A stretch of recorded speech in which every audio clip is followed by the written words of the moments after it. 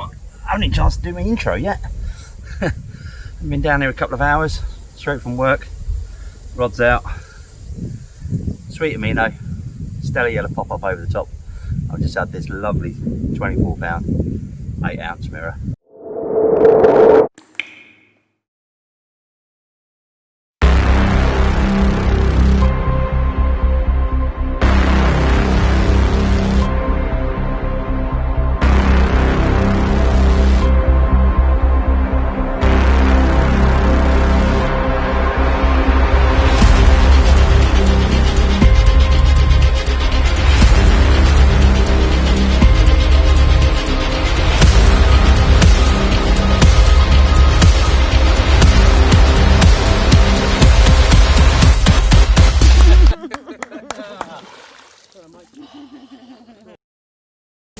Well, I can't argue with that for as a start to the session.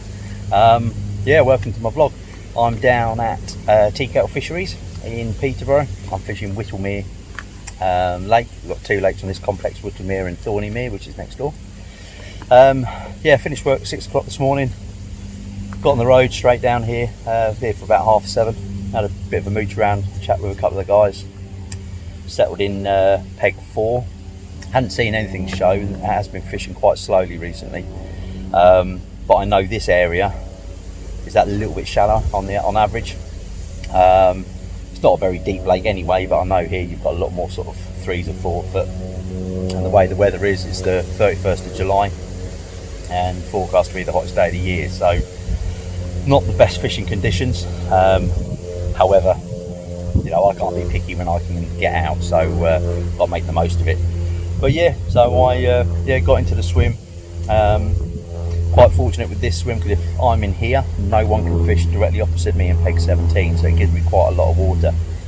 Big reed bed over there on the far side, obvious spot for the middle rod. So that went out there with a few pouches of sweet amino boilies, a sweet amino pop up, so a bit like a match the hatch. The right hand rod I've got on ocean amino. I found a spot out there. It's about 4 foot, just as it shelves down to sort of goes down to about 4.5. I'm just on the 4 foot area there.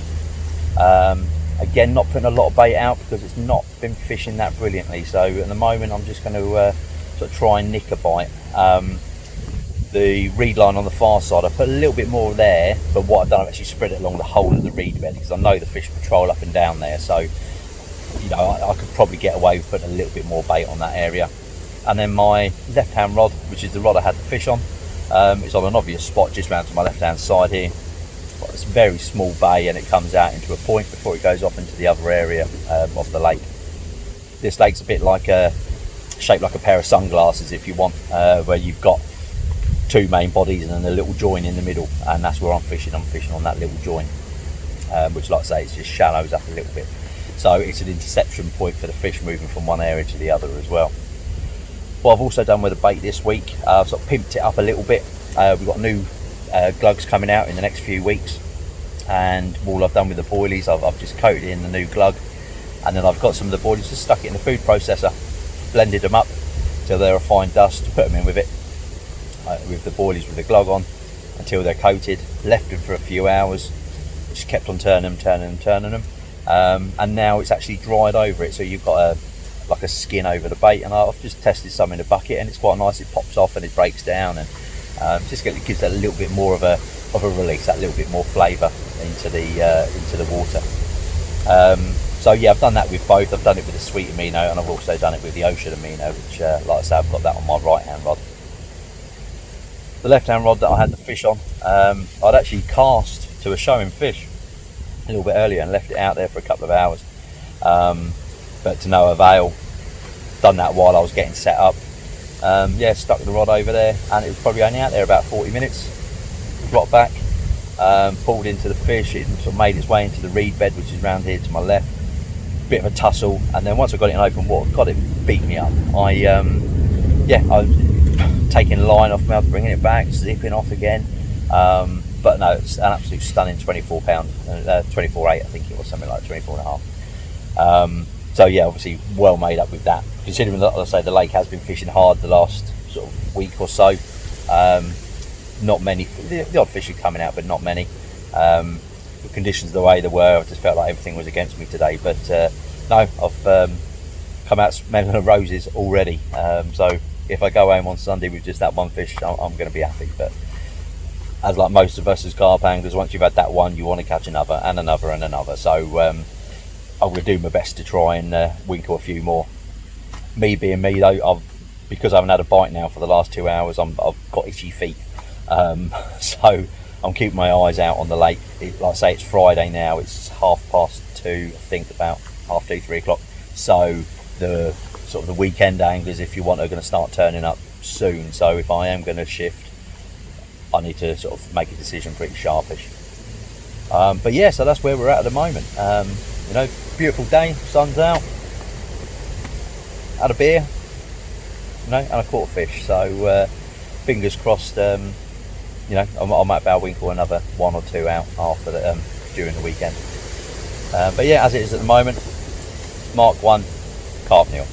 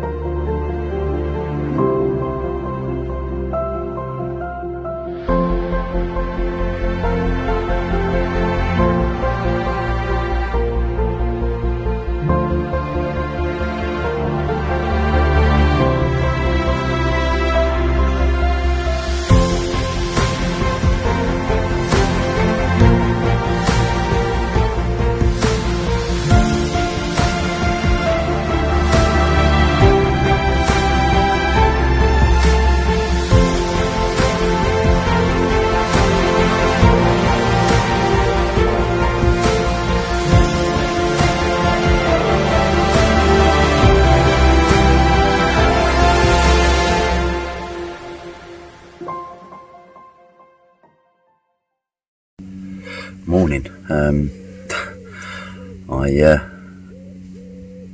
I laid down for a bit yesterday afternoon, and that was me gone until I woke up. It just started chucking it down with rain at about 9 o'clock yesterday evening. So obviously didn't do any filming yesterday afternoon.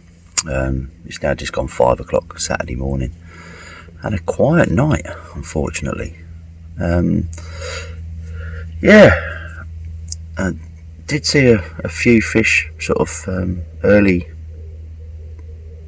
well, shortly after I'd done my last bit to video, further to my left, but the fish seemed to be coming back to what, like, they were further away, and then the next one showed nearer to me, and then nearer. So yeah, I was hoping that you know, they're moving back down this way, but other than a liner I had about half an hour ago, it's all quiet. The wind swung round yesterday at some point, and now it's blowing left to right, so it's actually blowing back down here, which is a new wind compared to what it's been like for the last sort of week, I suppose. Where I'm, like I say, where I'm fishing, I'm in this sort of channel bit, and the wind was blowing from right to left yesterday, and it's swung now, and it's obviously blowing left to right. So yeah, it might lend itself to pushing the fish down this way, but yeah, after seeing them sort of yesterday afternoon, I thought maybe I'm with a chance, but no, it's all quiet.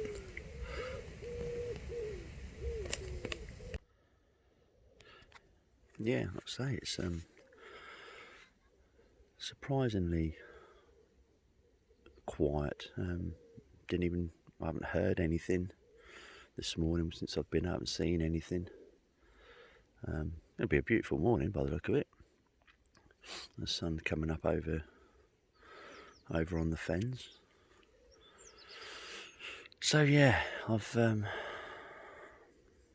give it a few hours here, and if nothing occurs, I might be on my toes to have a look elsewhere. Now, to my right, there's a big reed bed at the end of the lake. Directly opposite over there, you've got peg 21, which is really far in the corner, and then 20, so it gives you the chance to fish across to that reed bed. gives you a sort of a better line, and the fish do like it in there. Them reeds are really deep. There's bays and all sorts in amongst them reeds. You could go round and sort of stalk in the edges, but they do produce fish on this wind. The fish obviously blow the fish, well, the fish follow the wind down there, and it can fish really well.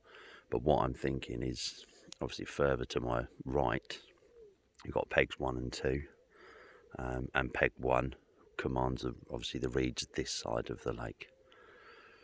I've never had the opportunity of going in there. Again, a very popular swim, does produce a lot of fish, but normally taken. So like I say, I'll see what goes on. I'll get the rods out a little bit later, and if it is still free, which it was last night, it might be a case of having a move if nothing else happens here.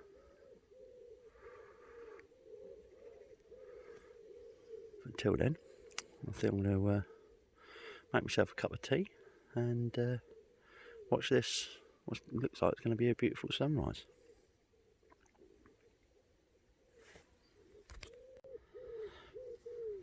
That's one thing with the fens, you do get beautiful sunrises. I've just repositioned that right hand rod. Just stood here watching, see if I see anything moving on that far reed line, and just out here this fish just kindly stuck its nut up out of the water, went back down again. Sort of plume of bubbles just slightly to the right, so obviously as it's sort of come up, filled its gills, as it's going down it's moving to the right, so I've just pulled in the right hand rod and cast just a little bit further to the right of it. So they're not all the way down near the reeds at the moment. There's still 1 or 2 kicking about around here, so yeah, leave it out there for a little bit and see what happens. That's the first show I've seen this morning.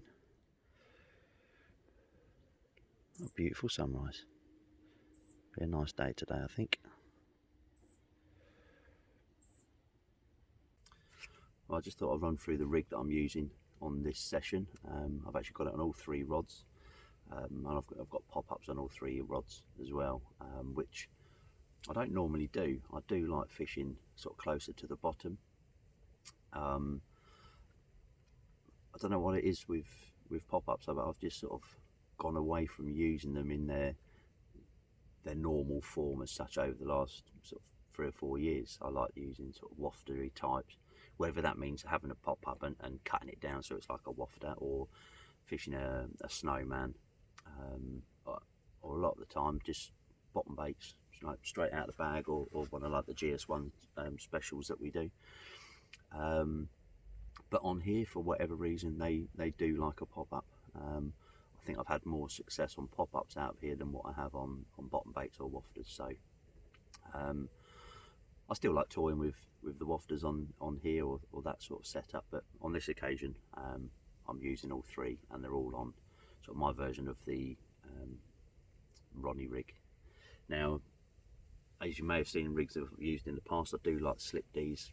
Been using them for a lot of years, but like I said, for my bottom bait fishing, I just like the idea that the fact that when the fish sort of tries blowing the bait out, there's a big separation between the bait and the hook, and I'm sure it helps with the hook holds.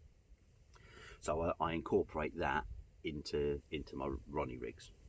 So the components I use, I've got the size 6 Fox medium curve hooks. I do like to use them in either the 5 or the 4s really normally, but lake rules say you have to maximum hook size is a 6. It's got a short little piece of thin braid. Doesn't really matter what you use. You can strip plastic off any sort of hook link that you normally use.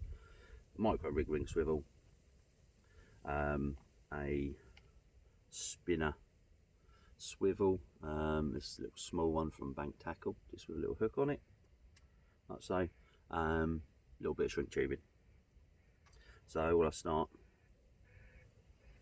by doing is forming a D on the hook, So line goes through the back of the front of the hook, sorry, and then back through the back. So you've formed, let's see there, you formed a loop. Okay, get the micro rig ring swivel. Ouch. So then that goes on the actual D bit itself. Oh, excuse me, I'm being bitten by a bloody mosquito. Slide the loop over the top of the, over the point of the hook, like so, and there you've got your D there.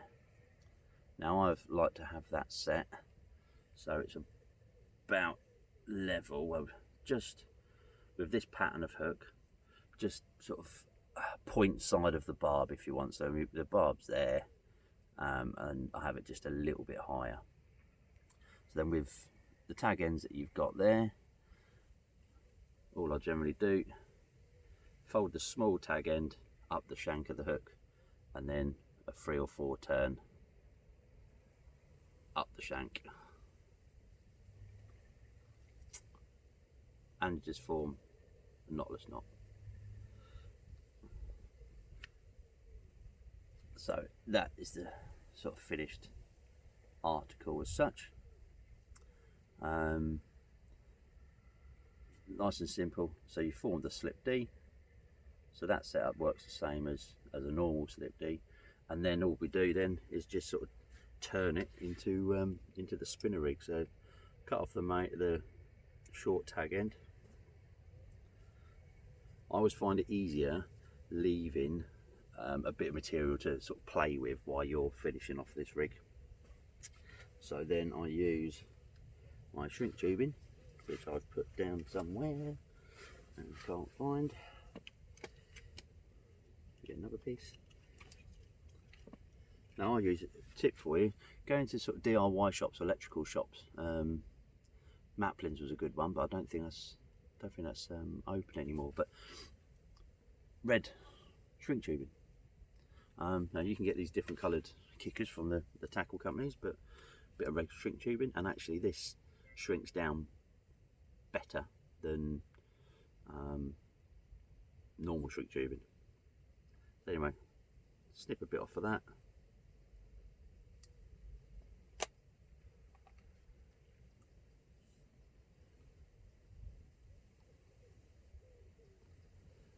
Stick it onto the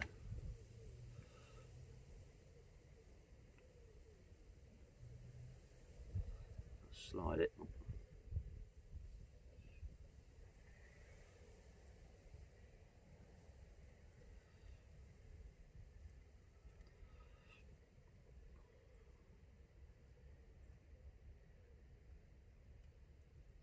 So slide up the shank of the hook, like so. Get the micro rig ring, the sort of the spinner swivel. Now, if you see on that, unfortunately, my camera likes focusing on me rather than that, but you can see it's a hook. Now, I always have that hook, so it's going away from the point of the hook. Okay, so it sits facing away. The reason for that, you know, that's another little bit of a hook there that sort of, it faces, if you have it the other way round, I just feel that it could catch on the fish's mouth. You know, obviously you've got your hook in there, and that just, I don't know, perhaps it's just me overthinking things, but I like to have it facing backwards.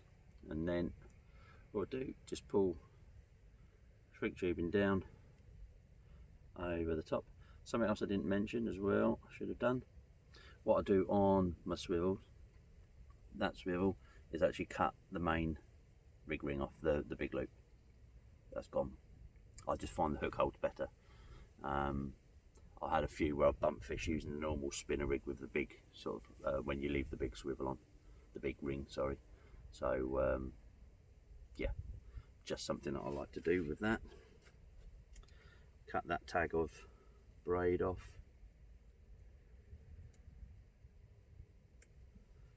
Now you can obviously use the pre-made kickers if you want.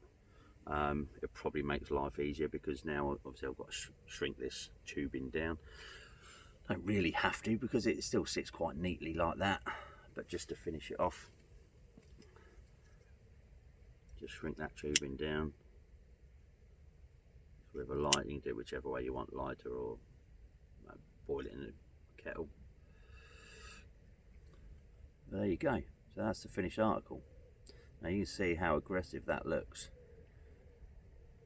with that pattern of hook. Now that sits up like that. That to me is, anything touches that, it's in their mouth. Now of course, just to finish it off, we're going to need a bait on it.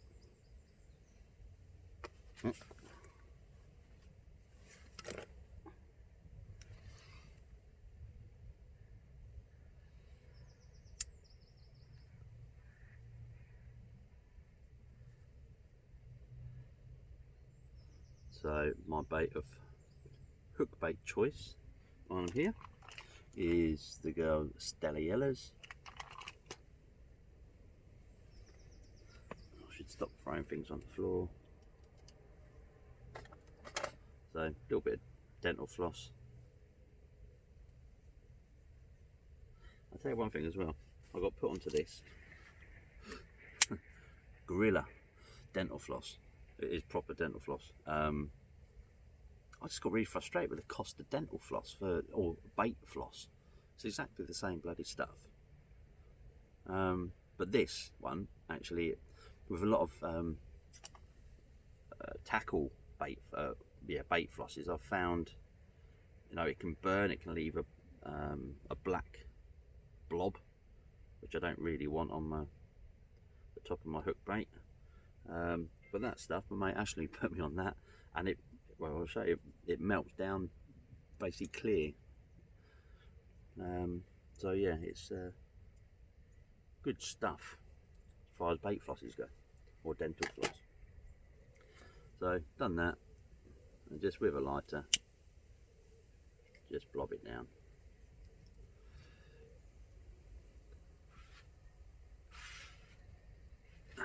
And there you have it. Nice aggressive hook. So it's lovely like that. And then all I'll put on the, depending on the bottom I'm fishing, if it's sort of a trolley bottom, I'll use a soft coated braid, or as it is here, where it's pretty uniform flat, there's no real weed to worry about, a little bit of silt here and there. I use the boom in 15 pound, 35 pound,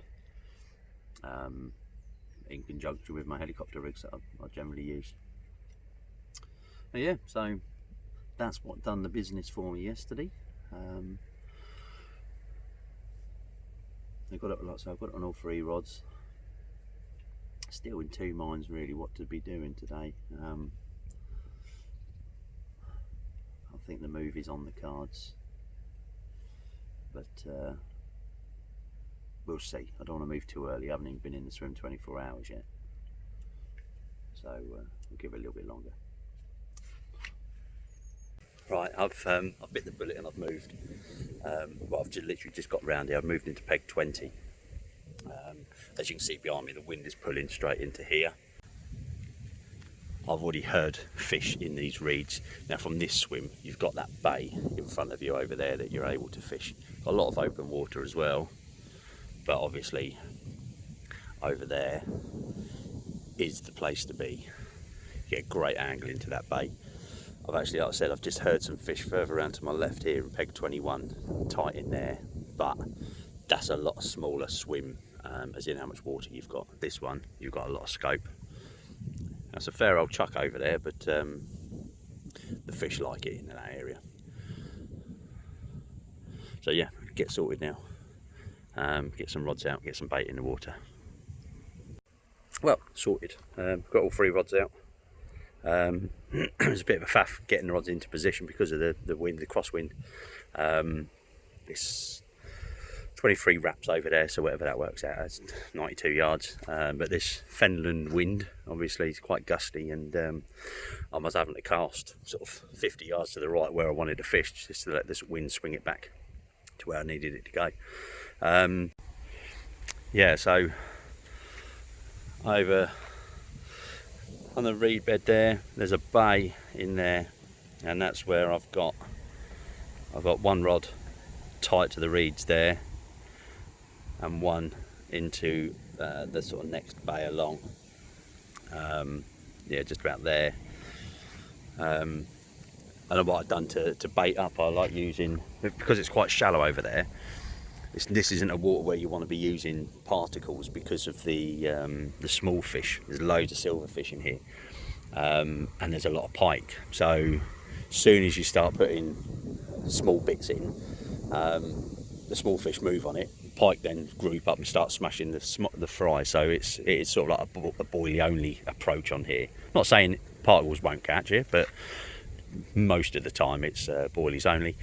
And over there it's quite shallow.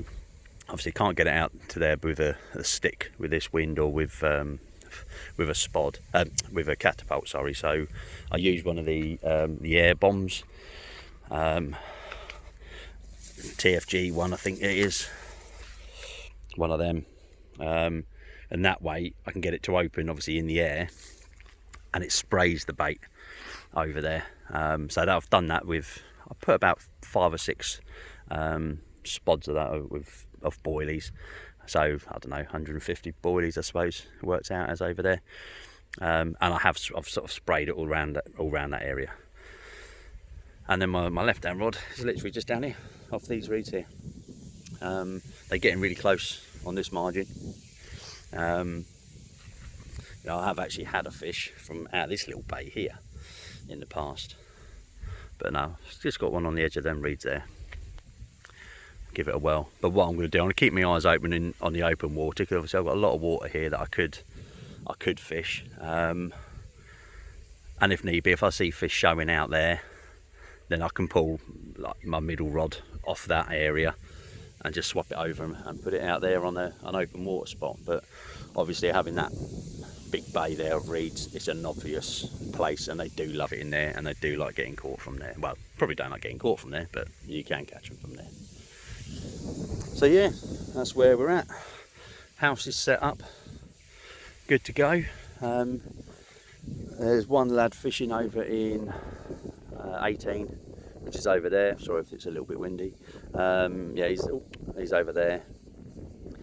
But that's it. There's no one else on here, on this part of the lake anyway, which has really surprised me.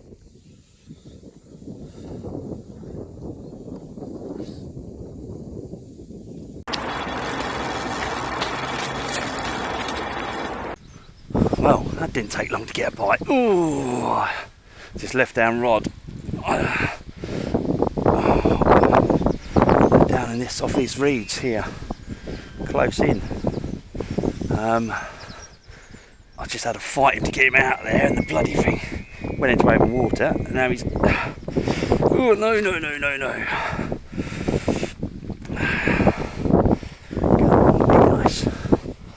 Be nice, come on out there. Just keep the pressure on. Walk back a little bit. Yeah, so he's out. But yeah, ooh, I hooked him from down there. Managed to get him out. And then he knows. Oh, come on, there you go. Ooh. But yeah, this is on a. Ooh. It's on the ocean amino, which I said before, the fact that these this is going to be quite windy on the mic, guys, and do apologise. Yeah, that this place has a lot of the sweet amino going in here. Not many people use fish meals, so it's nice to get a bite on that. But yeah, bloody hell, it's only been out about half an hour.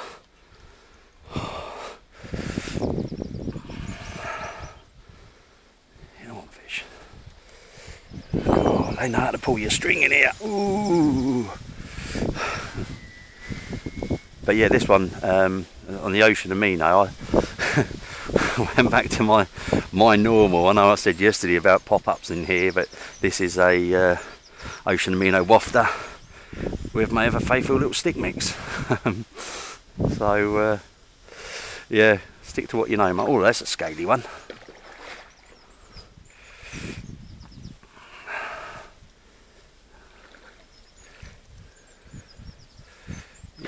Ooh. There we go. Yup. Come on. Oh, Jesus. He's still not done. He's still not done. Come on, get your head up again.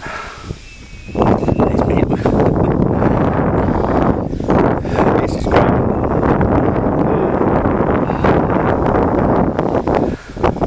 It's quite strange for me as well, because I'm using the rule state you have to use monofilament on here, where normally, oh, here's a lovely scaly one, I use braid. Are you coming in? It'll be nice. Come on, give it up. Oh, job done. Yeah, as I was saying, I normally use braid. So when I'm playing fish using mono, it just feels really strange to me. But yeah, enjoyed that. But yeah, just down there. Sweet.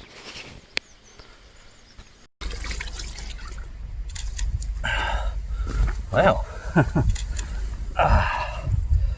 so half hour in the right place. Look at that one. Isn't that lovely?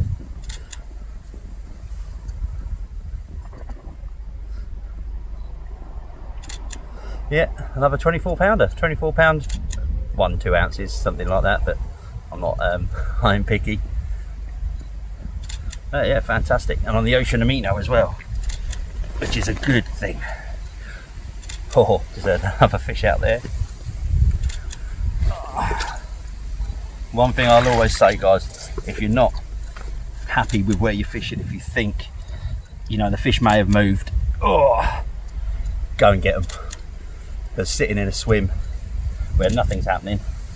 As soon as you have that thought that, you know, the fish may have moved and you don't move on it, you're going to go home kicking yourself for not doing it. Yeah, I move around a lot when I'm fishing, but hopefully you can see why. What a cracking fish. Imagine that, 30 pound. Yeah, well, that was a nice little surprise. I admit I wasn't expecting one that quickly from here, and to be honest, not on that rod. It's strange, like the Ocean Amino, I've caught a lot of fish on that since we've been trialling it. But I know this lake, it just gets, the sweet Amino gets piled into here, so I sort of fell into that trap to a certain extent. I didn't have the confidence in it on here, but just goes to show. So yeah, so that rod's back out in the margins, which is where it's staying. I've just repositioned one of my rods, my middle rod that was over there. I've now repositioned that out into the middle of the lake.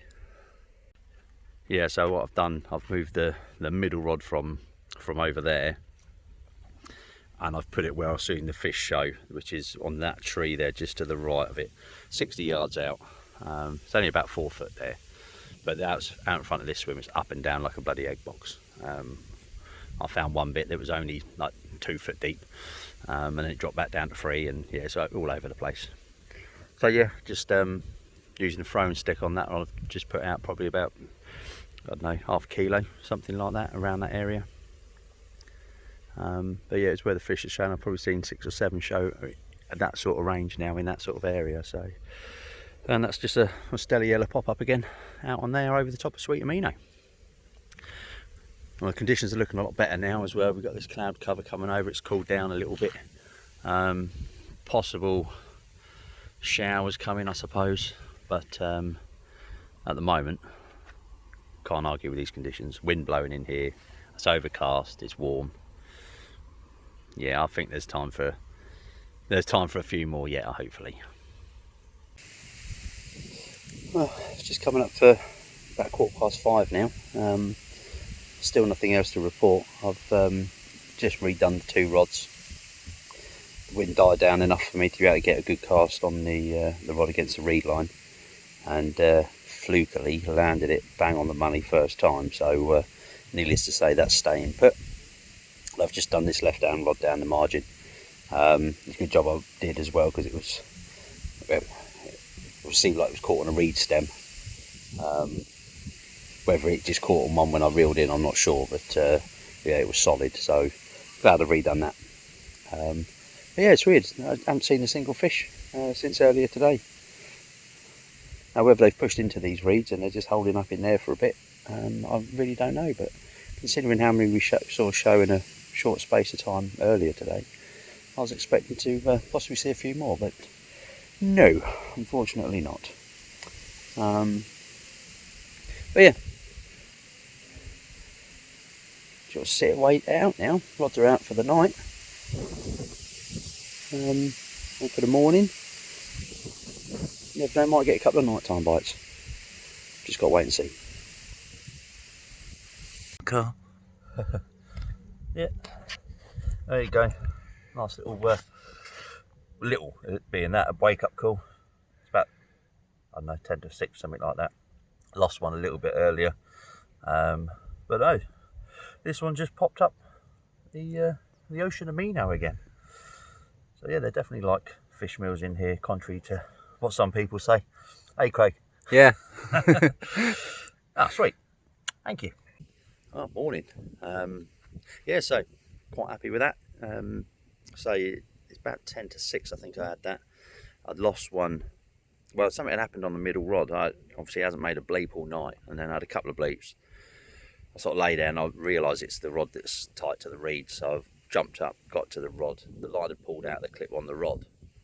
I watched the rod tip for a little while, nothing really happened. But I weren't happy. I thought maybe the fish had made into the reeds, picked the rod up, pulled in tight.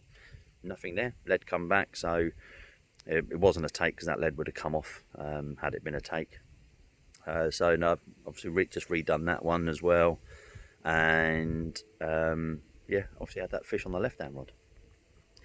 Give it a few more hours now. It's just gone 7 o'clock, so I'm going to pack up sort of mid-morning-ish, I would have thought, something like that, and head back home. But thus far I've obviously 3 fish, 2 different swims. Yeah, happy with that. Well, that's me just about done now. Just the rod's out. Nothing else happened. But no, it's been a really enjoyable weekend, you know, in really difficult conditions. The way this the high pressure was, the sun, you know, the hottest day of the year. I'm really fortunate that I caught anything, let alone having 3. But yeah, it's been good fun, and I've proved them wrong with the ocean amino. You can't catch on fish meals in here, they say. Well, there you go, I've proved you can. So yeah, until next time, I'm out in a fortnight's time on home fen for a weekend. So I'll try and document that. But no, until then, go out in there, enjoy yourself, and remember, it's only fishing.